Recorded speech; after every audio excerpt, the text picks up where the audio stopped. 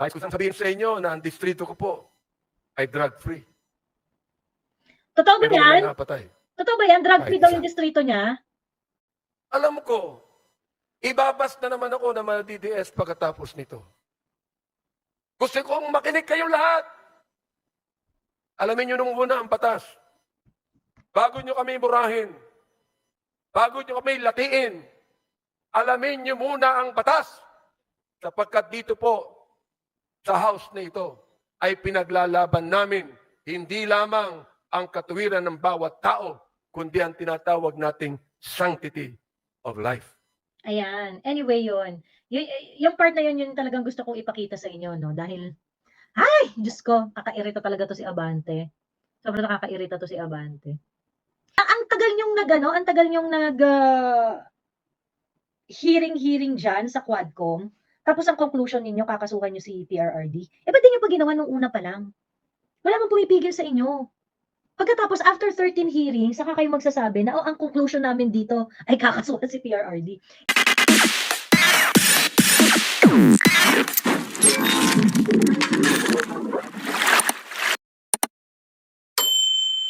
Mag-update lang ako sa inyo ng mga pangyayari, ganyan-ganyan. But, if you want to go, up tonight, and, i-ano nyo na yan, i-take note nyo na yan, guys. Kung kunwari kayo ay naka-experience na ng serbisyo ng PhilHealth, okay, ikwento ninyo yung personal story ninyo on the benefits that you receive. Ayan, okay. So, gano'n na kayo katagal nagbabayad, pagkatapos ano yung mga benepisyong na-avail nyo sa PhilHealth, tapos kung kailan ito. Ayan. I-share naman natin, kasi alam niyo sa totoo lang, before ako mag-update, ganyan. Sa totoo lang, itong PhilHealth issue na to, talagang we really need to highlight this simply because apektado talaga nito lahat. Lahat ng nagbabayad, kahit hindi mga hindi nagbabayad, maapektuhan din, although hindi mas masakit sa kanila kasi wala man silang contribution.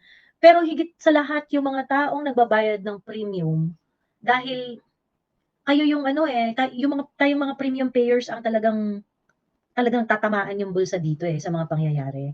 Ayan. So, I hope that you can you can talk about the PhilHealth issue to anyone you know at kung gaano nila binaboy itong itong public health natin, itong ating public health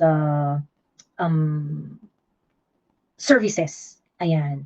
Hindi na nga maganda sa totoo lang, pangit na nga ng PhilHealth nung naging presidente si PRRD, nagkaroon talaga ng mga steps kung papaano mas mai-improve yung coverage ng PhilHealth. In fact, and I think many of you will agree, nung panahon ni PRRD talaga nagkaroon ng examination dyan kung ano pa yung mga pwedeng idagdag, kung ano yun. At malaki talaga yung naging difference nung time na yon. Ako, personally, meron akong experience dyan kasi yung number ng dialysis session na covered ng PhilHealth talagang nagdoble-triple nung panahon ni PRRD. And this is very important to all dialysis patient kasi alam nyo naman na ang mga dialysis patient, basta mag-dialysis ka na talagang forever, 'di ba?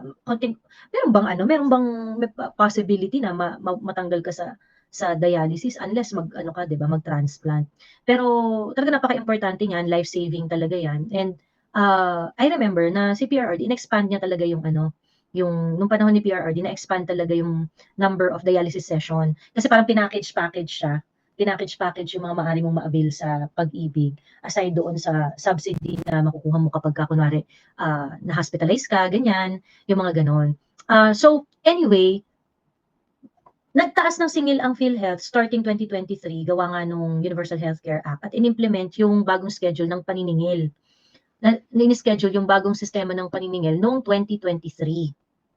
Ayan, okay? Noong 2023, nag-start na silang maningil ng mas mataas. Okay. Ang tanong, meron bang significant na increase sa coverage? Yung something na hindi natin pagtatalunan na parang, wow, oo, sige, naramdaman ko yan, ganyan. And so, the policymakers would understand kung bakit tayo galit na galit, di ba? Hindi naman to yung, ang problem kasi, hindi nyo na nga ginagalingan yung public health services, yung mga healthcare services na matatanggap ng mga tao. Actually, I don't think people are calling out for free everything. Hindi naman ganoon Hindi naman ganoon. It is really more of hindi na nga kayo nakakapag-deliver ng better healthcare services. Ang taas niyong mangolekta, pagkatapos hindi niyo pa binibigyan ng hindi niyo pa pina-prioritize. Eh, kung tutuusin, dahil naningil na nga kayo ng mas mataas para sa premium, dapat meron na kayong plano on how to rationalize the benefits.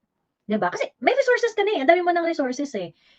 Yung 'pag hindi subsidize sa sa PhilHealth is only making the situation worse. 'Di ba? Kasi kung ngayon nga dami-dami nilang hawak na pera, wala naman silang magagawa. Tapos sasabi nitong hindi pagka binigyan kita ng pera, uupo lang rin naman kasi ang pera diyan sa PhilHealth eh. Yun yung sinasabi ni Bongbong. So, ayun pala gagawin natin. Eh bakit hindi niyo paluin ng bonggang-bongga yung PhilHealth? Bakit hindi niyo pakilusin? Ang dami palang pera eh, 'di ba? O ba't hindi niyo pakilusin? Ngayon, yung perang dapat na ibibigay niyo sa kanila, kasi they are saying na, hindi namin ibibigay yan kasi uupo lang naman yan, hindi niyo naman magagawa, hindi niyo naman magagamit. Dito na lang yan, gano'n. While it may sound like a prudent budget decision, it really demonstrate kung gaano ka-nonchalant yung ating government pagdating sa healthcare services. Kasi parang, hindi naman ibibigay, marami naman kayong pera diyan eh. Okay na yan, yung ngayon tapos ang sinasabi ng PhilHealth, huwag kayong mag-alala, hindi naman mababawasan yung mga benefits na nare-receive niyo sa PhilHealth eh, kahit walang subsidy. Eh hindi nga yun yung point. Hindi yun yung point. Ang point, palawigin ninyo itong healthcare benefits na 'to, 'di ba? Palawigin ninyo at kung kailangan ibigay at yung obligasyon ninyo na mag-subsidize sa healthcare services, panindigan niyo 'yan. Hindi hindi niyo dapat ine-excuse yung sarili niyo diyan because of budget reasons. It is not as if walang pera. Kasi meron kang meron kang pang-ayuda eh. Ang dami-dami mong pang social amelioration eh. Ang kailangan po ng mga mamamayang Pilipino, later on, actually affected to dun sa discussion natin sa ayuda is justice ni Martin eh, ganyan. Pero affected kasi yung mga tao sa when we can peacefully work and not worry about health issues and yung mga expenses associated with it, hindi mo kailangan ng ayuda-ayuda na ganyan eh. Ang kailangan po namin, yung magkakasakit kami at hindi kami matatakot magpa-ospital. Na hindi magdedesisyon yung mga matatanda namin na may mga sakit, na mamimili ka between mamatay ka na lang or magbayad ka ng milyon sa ospital. Because for normal Filipino, it's the same. Di ba? Yun yung problem. Yun yung hindi naiintindihan nitong mga gago sa gobyerno natin. Yung, wala talaga kayong care na ayusin at pagaanin ang buhay ng Pilipino. Yun yung nakakabwisit dyan. But anyway, sige, laliman natin yung pag-uusap natin dyan in a while. Batiin ko lang ang ating mga honor rolls na nandito. Alberto Balsam. Hello, Alberto Balsam. Ayan. Good evening mga ka-moisture. Putang ina mo abante from your constituencies sa Taalaw, Manila. Ang gago ni Abante, no? Grabe. Grabe, nakakaloka. Sige na, pag-usapan nga muna natin si Abante ng i-topic natin siya ng una. Ayan. Pinost ko yung video niya sa Facebook. Although, sige, ito na lang, yung sa 19th Congress na lang. Kasi, yung last na session ng Congress kahapon, before sila nag-close. So, may plenary session. Ito yung last. Ayan, 250.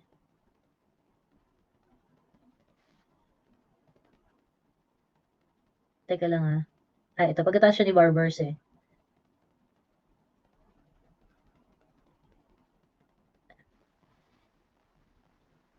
Ayan, ito siya. Ay, sorry.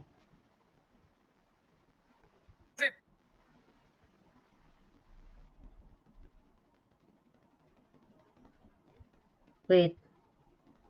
Nationwide drug-related killings within the period July 2016 to June 2022. Was the war on drugs truly aimed at dismantling the drug syndicates and put an end to this illegal and immoral trade? Or was it an all-out assault on the poor and vulnerable to cover up the former?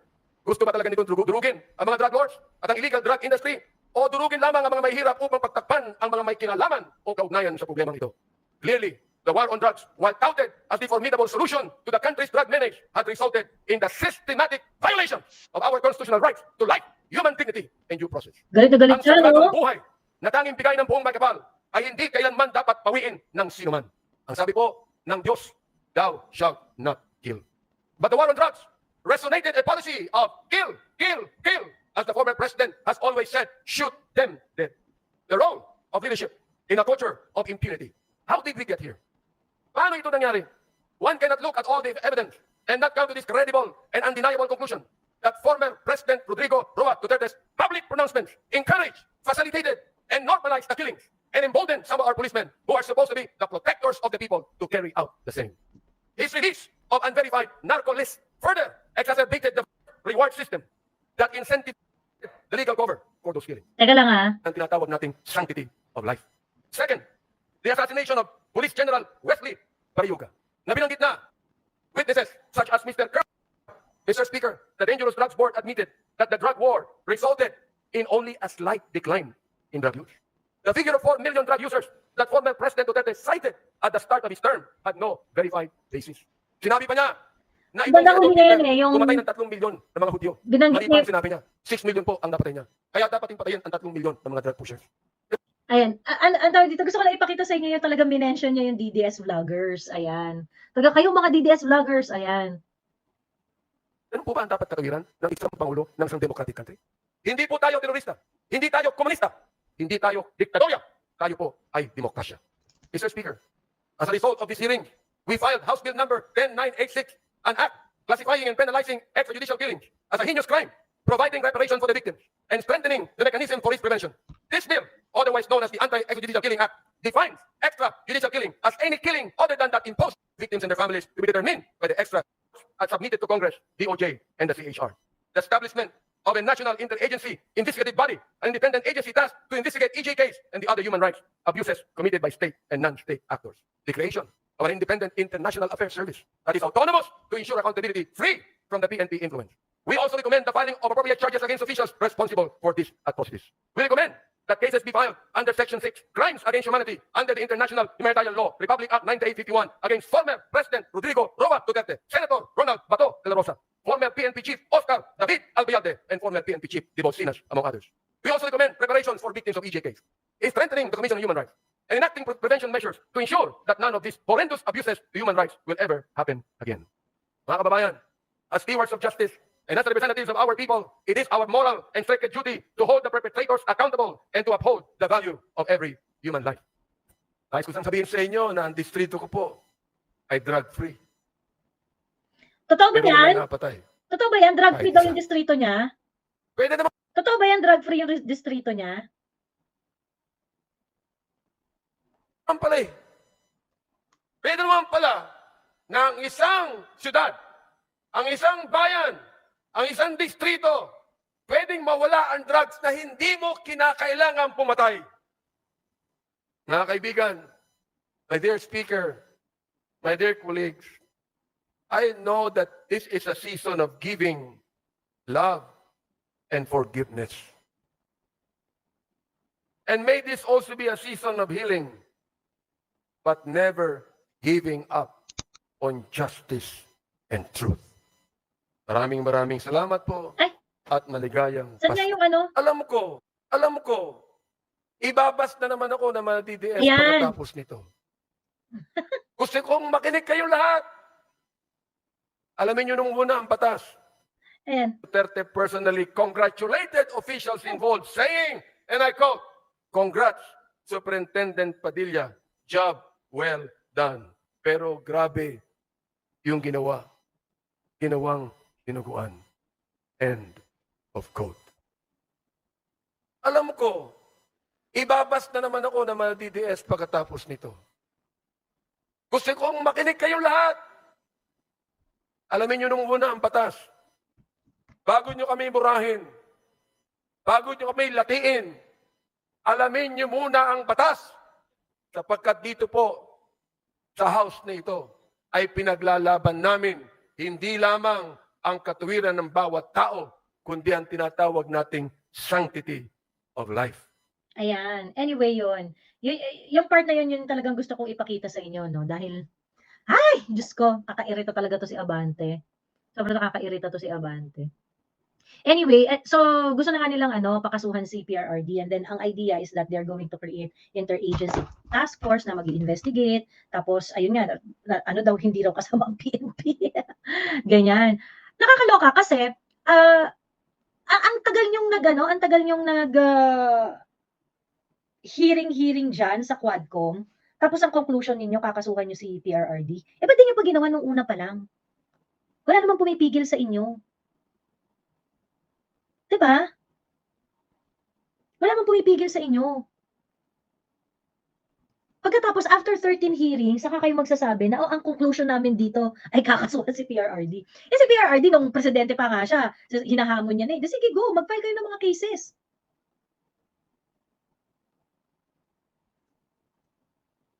Mag-file kayo ng mga kaso, hindi naman kayo pinipigilan dyan to begin with. Diba, pagkatapos, wow, after 13 hearings, and what you are saying in that hearing, yan rin naman na yung sinasabi ng mga anti-Duterte noong even before. Meron ba silang bago na meron ba silang bago na na-uncover? Wala naman eh. Yung mga bagay na ginawa nyo sa Quad Committee, ito yung mga bagay na pwede nyo namang gawin,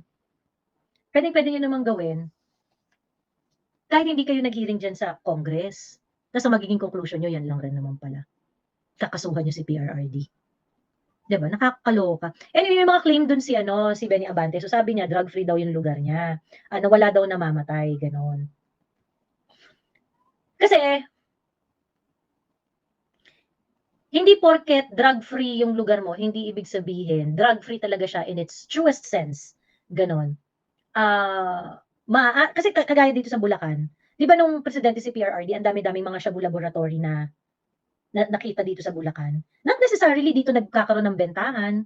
Not necessarily na dito nagkakaroon ng mataas na rate ng mga addict. Hindi. Kasi binibenta naman siya somewhere else eh. Diba? So hindi yung sasabihin, drug-free, ganyan-ganyan. What do you mean drug-free? Na wala kayong nahuhuli? Ganun ba? Drug-free kasi wala kayong nahuhuli?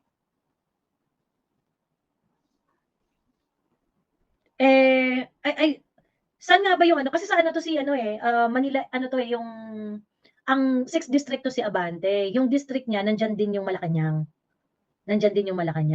So, kunwari, sabihin na natin, nagsasabi ng totoo si Benny Abante, ganyan-ganyan. Siguro naman nakakahiya kung grabing-grabe yung yung droga dyan, di ba? Actually, since nandyan yung Malacanang sa distrito mo, teka lang, Benny Abante, pala naging drug-free pala yung yung lugar mo. Nandyan yung Malacanang. Di ba yung 6th district, di ba? Ka-distrito ni siya ang congressman nila BBM eh. Dahil yung Malacanang ay nasa San Miguel, tama, San Miguel area, di ba? Hindi ka nagsasabi ng totoo, Benny Abante. Di ba nung recently lang merong parang drug issue yun na malapit sa Malacanang na rin. Ayun. Nakakaloka. Ayun. Okay. Well, anyway, ayan, sabi ni Julio Cesar Germin Endong, 2022, I had my hernia operation. It cost me 130K for the operation. 8 to 9 years na akong member. First time ko sana gagamitin. Nung andun na yung bill ko, pina-check ko how much makukover. Diyos ko po, Rudy, ang makukover lang daw ay around 20K. Ayan na nga, Diyos ko, walang ka-bisa-bisa ang PhilHealth coverage. Diba? I mean, sige, may 20,000, pero parang, kumbaga, siya it's better than nothing. Ganun lang talaga yung silbi ng PhilHealth sa buhay natin eh, di ba? It's better than nothing. Ayun, Ma'am Joey, pampagood vibes lang. Ano kaya tong link na to? Hindi ko maklik yung link na yan dito eh. Sabi ni Emel Khalil, yung package nila naka-base sa price ng public hospital, dapat kinuha man lang nila average. Wala naman akong benefit na kuha sa PhilHealth since wala naman ako sa Pinas. Kawawa kaming mga OFW na wala sa Pinas. Lalo na akong single cat, walang kahit isang member ng family na makabenefit. Sabi ni Kay Miraflores. Kasi didedaktan ka pa rin eh, no? So kahit wala kang nilistang dependent, ganon. Grabe ah. Yung check-up ko mismo, sumasagot, hindi covered ni PhilHealth unless ma-confine ka. Ma'am Joey, totoo bang binigyan ng moratorium ng DILG ang mga drug suspects? Meron akong pinost nito, mga siguro mga 2 weeks ago na. May draft letter na police PNP memo na pinakalat na hindi na muna magbabuy-bust operations. Ganun.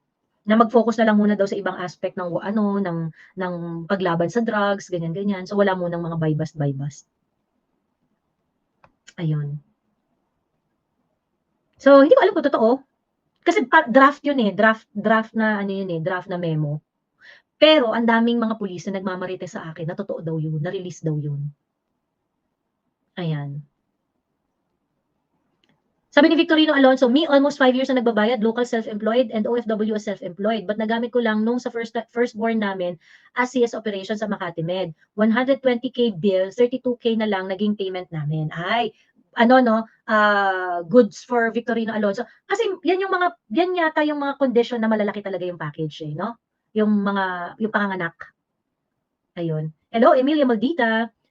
Sana makakuha ang mga pamilya ng OFW ng magandang packages from PhilHealth kasi talagang mandatory kami magbigay ng contribution para makakuha ng OEC. 5 to 10K pa yan ha, with letter. Oo nga eh. Grabe, no? Ayan, si Victorino Alonso, almost 25 years ako nagbayad. Ayan, okay na, ano ko na.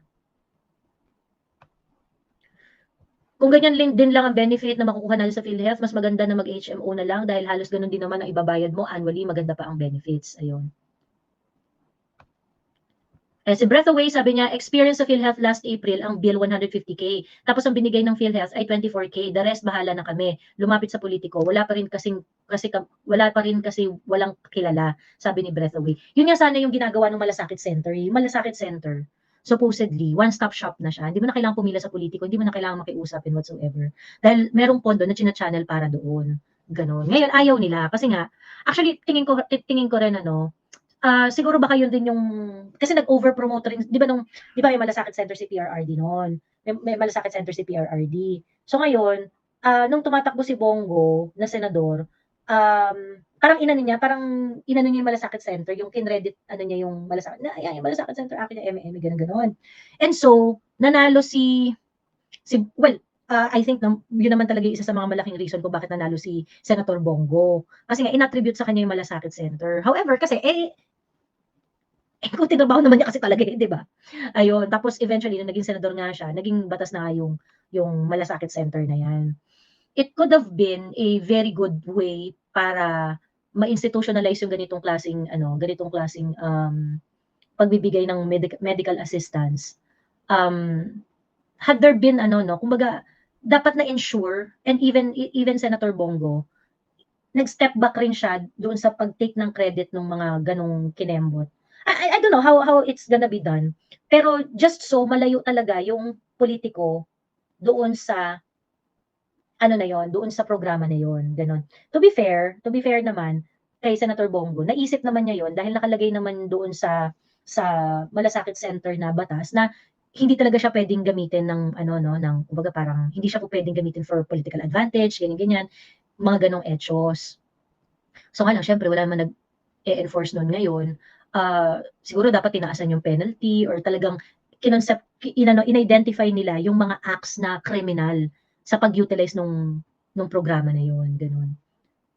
Kasi sa Philippine politics kasi talagang pagka nag-ayuda-ayuda ka, it will really translate to vote in one way or another, ganun. Pero yun sana yung magandang idea na dapat, ganun na nga, ganun yung naging approach doon sa medical assistance na yung problema ka na nga kasi may sakit yung loved ones mo eh, pagkatapos biglang biglang ano pa yung mo, mamomroblema ka pa bubusabusin ka pa, 'di ba? Sobrang pahirap talaga, sobrang pahirap. Hindi nakakabigay ng dignidad. Contrary do sa mga sinasabi ni Martin Romualdez na yung ayuda niya nagbibigay daw ng dignidad sa mga sa mga nakakatanggap nito. Parang hindi naman. Ayan, teka lang, bigyan natin ng link si Ka-Moisture Sas. Ayan, baka pwede siya. Ayun, so, siguro dapat binuo yung proseso at saka binuo yung walang kasamang politiko at all. Para naging talagang non-partisan yung yung Malasakit Center, ganun. Although maganda kasi sana yung programa, maganda yung programa, ngayon nga lang kasi, ina-emasculate na siya ng ibang mga politician kasi they want their own version of ayudahan. 'Di ba? They want their own version of ayudahan kasi they want to translate yung ayuda into votes. Ayun. Tapos yung COMELEC naman, Diyos ko, parang magtatanga-tangahan po ba tayo na bilihan ng boto yan? 'Di ba? Ayun. Mga ugod talaga nasa gobyerno, sabi ni Eduardo Joseph de la Cruz. Sabi ni Lito Salvador, ayuda para sa malalakas sa barangay mayor yung lista. Ayan. Ay, oo nga. Teka, mali pala 'no, mali. Teka, wait.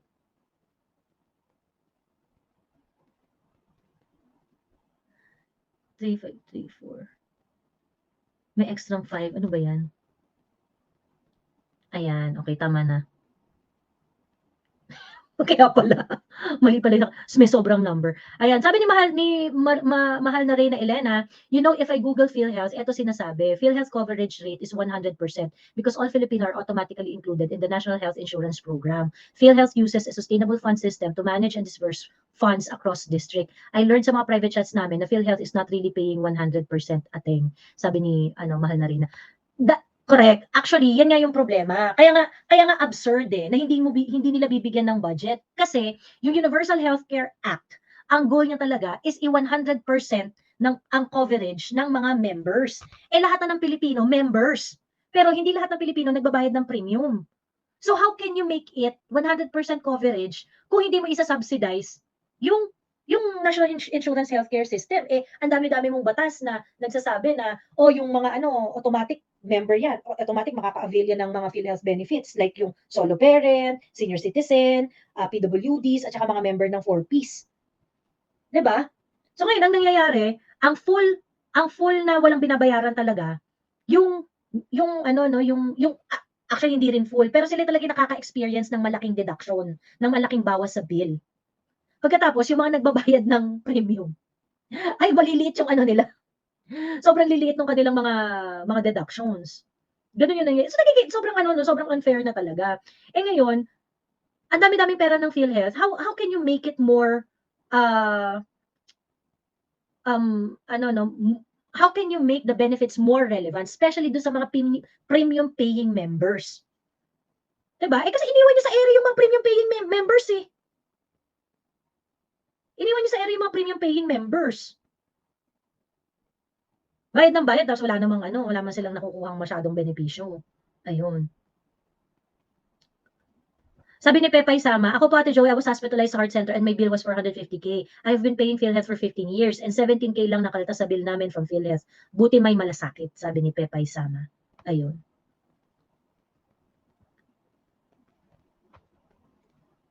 Sabi ng Exliao, "It is a blatant attempt to justify their own corrupt actions and to undermine the very foundation of democracy. Justice demands fairness, equality, and upholding the rule of law. Ayuda for vote buying is a violation of all these principles and should be condemned by all citizens. It is essential to hold corrupt officials accountable for their actions and to work to strengthen democratic institutions to prevent such practices from taking root."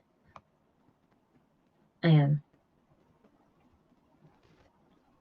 So yun, may God tambap during pandemic. Teka lang. Ayan, ayuda is justice, ginawa niyong tamad ang mga Pilipino, dapat trabaho ang binigay. Ayan. O sige na, magpapakita nga ako kasi mukhang talagang gigil na kayo at gusto niyo na ring magsalita. Tapusin ko lang yung tapusin ko lang yung updates and then I'm going to allow people to to make comments on, you can make comments on the ayuda, yung ayuda is justice, of course. You can also share your experience about dito sa PhilHealth benefit. Ayan. Kasi very important talaga na ah, mara when yung mga nakikinig dito sa atin at yung ibang mga manonood, when they see how issues translate to everyday lives, alam mo yun, baka kumabit na yung galit eh. Baka gumabit na yung galit. Ayan, okay. Drug free or free drugs? So, the pastor, sabi ni Hair Follicle Test now. Ay nako, hindi siya magiging drug free dahil nasa distrito niya yung Malacanang. Pinagsasabi ni Benny. Ayun. Hi, Mami Laika. Hello, hello. Santa Ana, Santa Mesa, drug free. Gago siya. Siguro totoo lang din sa sinabi niya, walang napapatay. Ayun, walang napapatay. Walang napapatay kasi presidente numero 1 adik. Diyos me. Ayun. Okay. Anyway, ayun na nga. Sige, pag-usapan na natin 'tong mga update na 'to.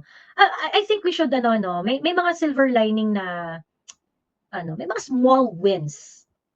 Sorry, not silver lining. May mga small wins tayong naranasan this past few uh, days. Kasi unang-una, 'di ba, grabe yung naging kritisismo ng House of Representatives ng Tingog party list DBP at PhilHealth doon sa Memorandum of Agreement na dapat pagsasamahan nila, gano'n. At pagkatapos umastaas na pa nga 'tong si Jude Asidre, na akala mo, eh, hindi noble naman yung intention, ganyan. Tsaka hindi naman kami hawak ng pera diyan, support lang kami and things like that. Of course, this was this was vehemently opposed by a lot of people. If Senator Bato uses privileged speech in order to oppose it. So eventually, mukhang nagising yung laman nitong Tingog Party List at tinablan ng hiya. Kasi talagang wala talaga silang role doon eh. Wala talaga silang papel doon. Parang sino kayo? Political organization kayo eh. Kahit pa sabihin natin na noble yung cause ninyo, eh bakit kayo? Eh political group kayo. Nagkaroon kayo ng unfair political advantage dyan for something that is not your job. It is the job of the Department of Health and other executive office na gawin yung nai-imagine ninyo na noble purpose nyo, di ba? You have to help and act in a certain capacity na hindi mo ma-encroach yung power ng executive office. Ako, sa totoo lang, itong administration na to talagang ano na siya, no? Talagang itong 19th Congress, wala na talaga siyang idea kung ano yung tama. Wala siyang idea talaga kung ano yung kung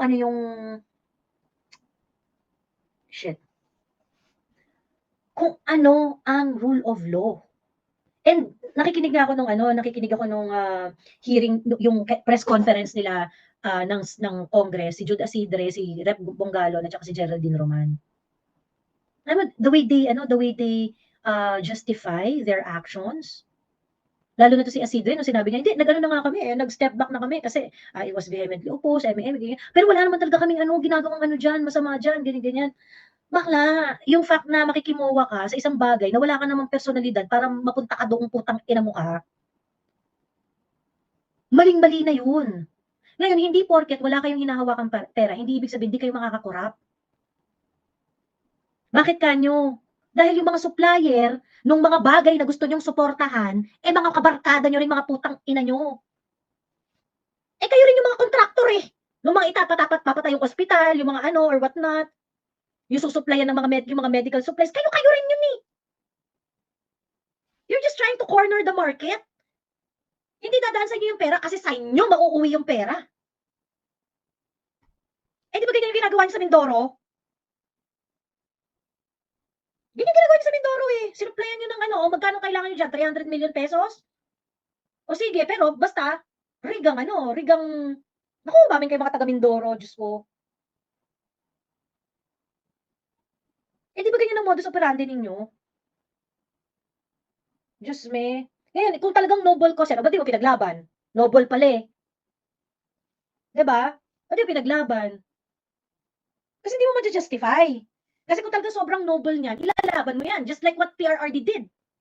Dun sa kanyang war on drugs. O di ba nilaban niya hanggang uli?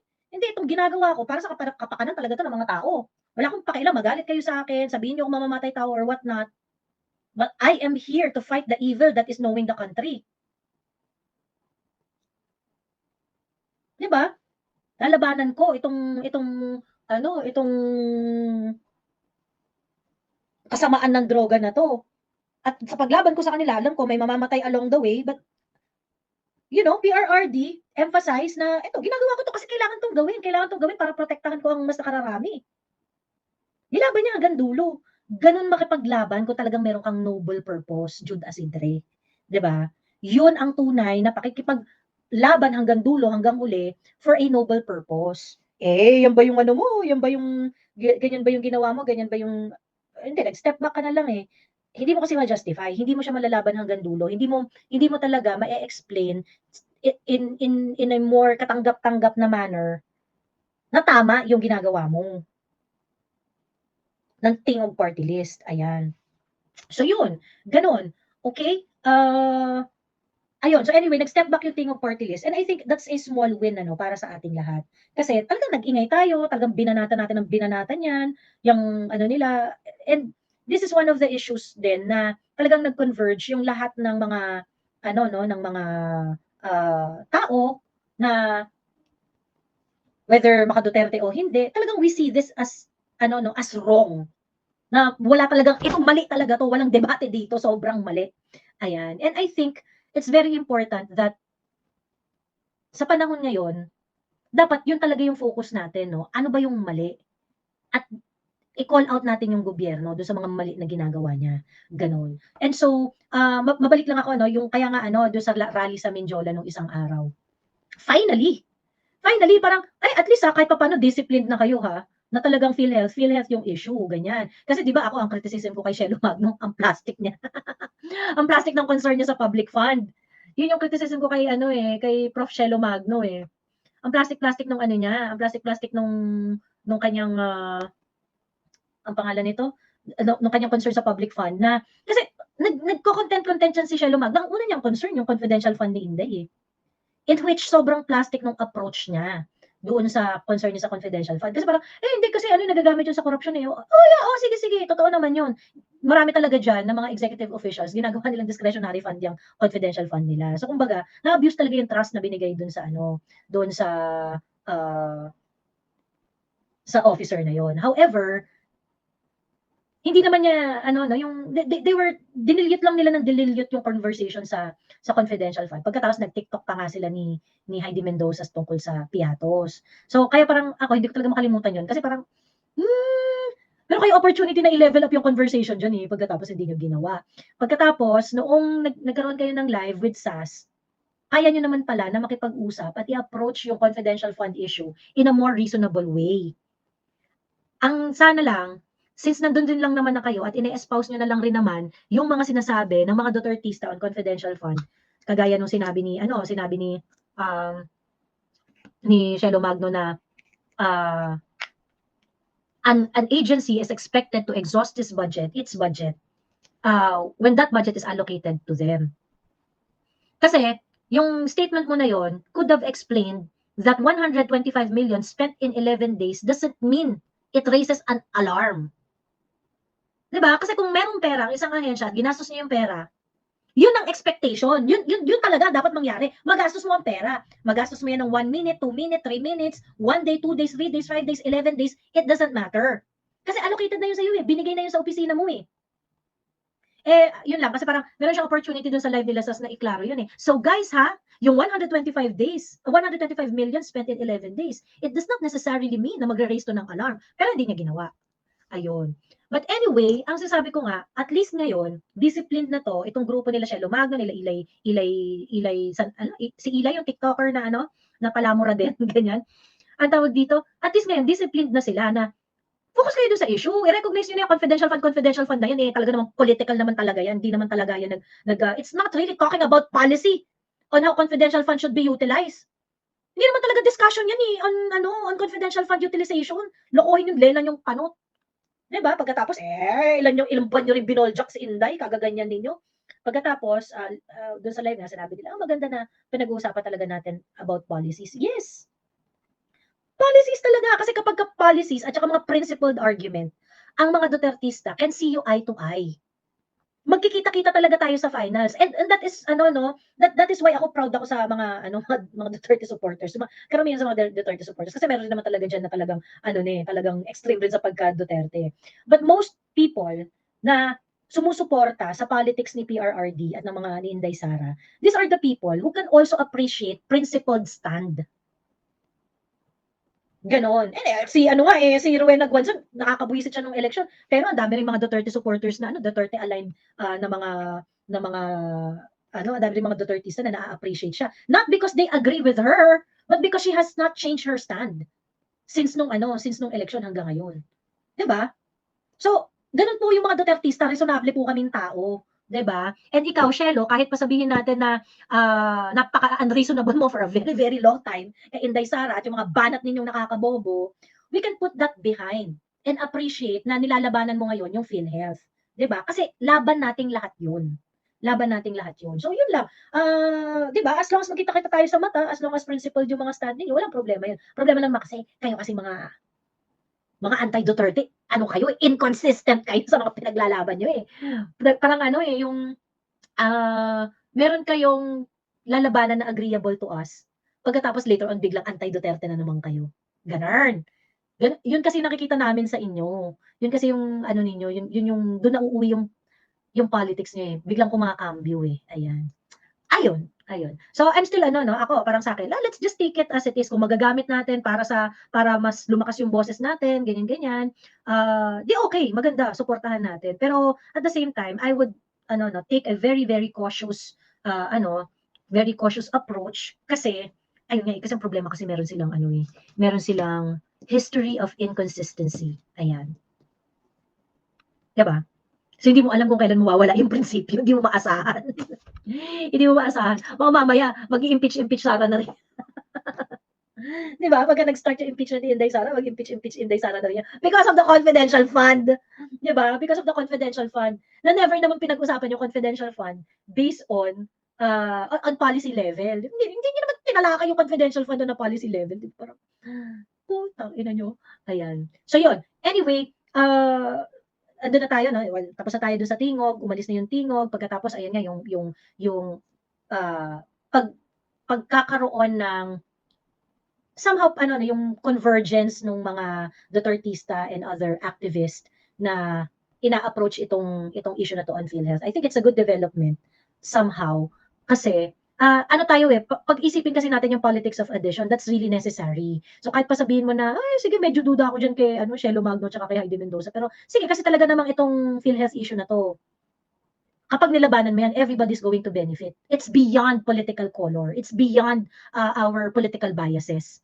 Ito yung mga issues talaga na dapat it cuts across all lines na wala na dapat yung color kasi lahat tayo yan lahat tayo apektado dyan ayun, kagaya ng pag-rape sa national budget, ganyan, di ba?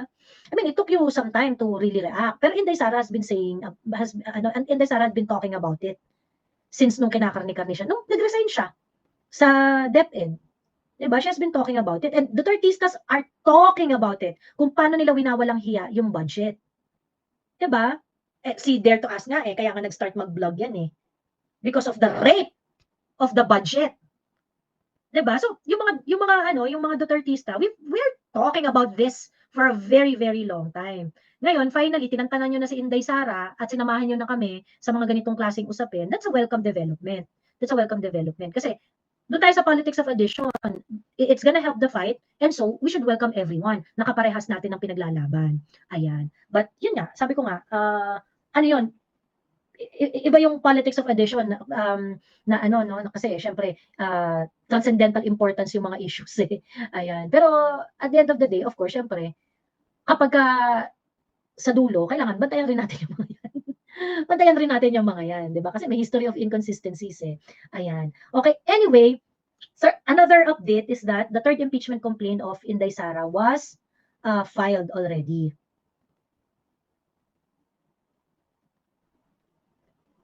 Ayan, teka lang Teka lang.